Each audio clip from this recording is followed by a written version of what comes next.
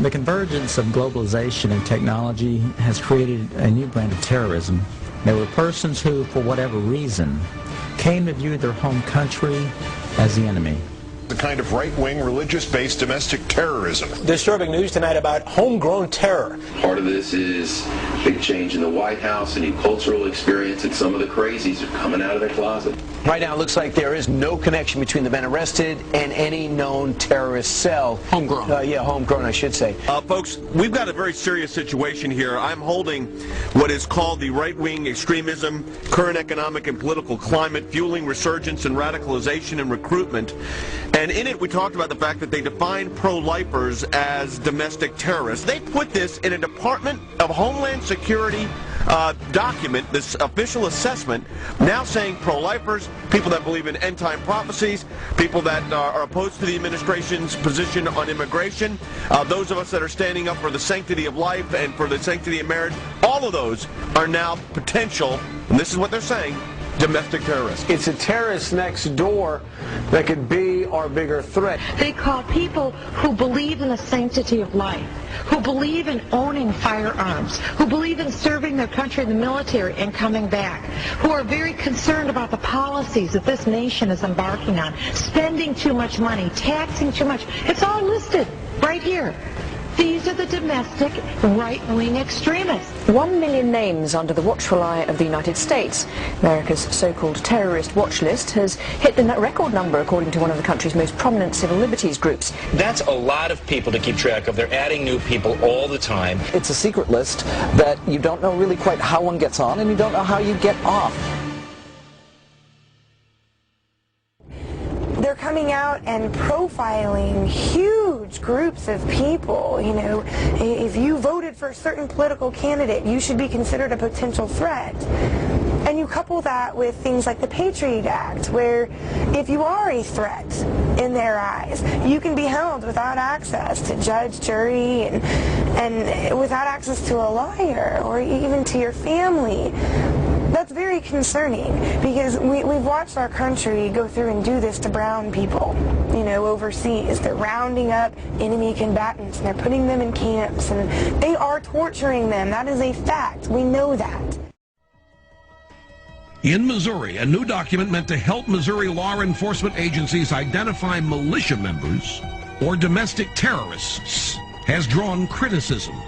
The February 20 report called the Modern Militia Movement mentions such red flags as political bumper stickers for third-party candidates, such as Ron Paul, who ran for president, talk of conspiracy theories such as the plan for a superhighway linking Canada to Mexico, and possession of subversive literature. So the state police in Missouri have been told that if you see a car with a bumper sticker that opposes the so-called creation of North American Union, the superhighway, that you are probably following a militia member, that you are following an anti-government radical.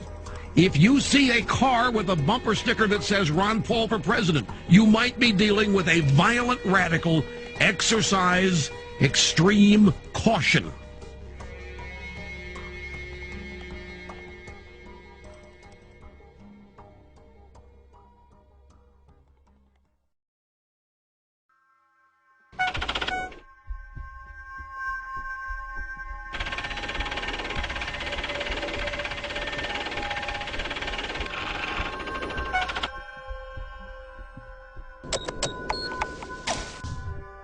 We do know that 28% of their funding comes from the Department of Homeland Security. This is not the first time that a report has been issued to Missouri law enforcement and surrounding fusion centers in other states by the MIAC Center.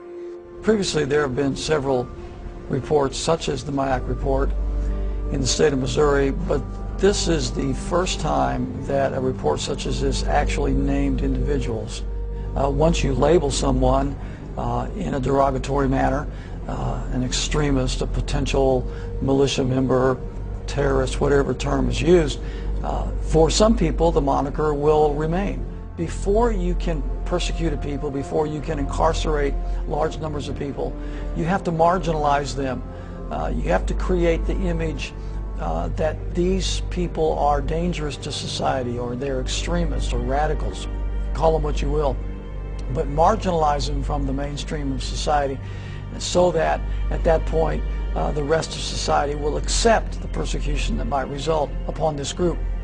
It's been an age-old strategy that's worked in every totalitarian regime in the history of the world, and that's why we're concerned here in the United States when we see this kind of marginalization going on about people who voted for Ron Paul or people who voted for Chuck Baldwin. Why are they being marginalized? Why are they being singled out as a potential danger to society? And I think it's shades of the strategies and tactics of totalitarian regimes in history past, and that should never happen in this country. The people in Washington, D.C. haven't represented what was on the American people's minds for a long, long time. They are the most disassociated, discombobulated, disconnected people on this planet. And they necessarily had to do that for all the violations of the Constitution that they've done.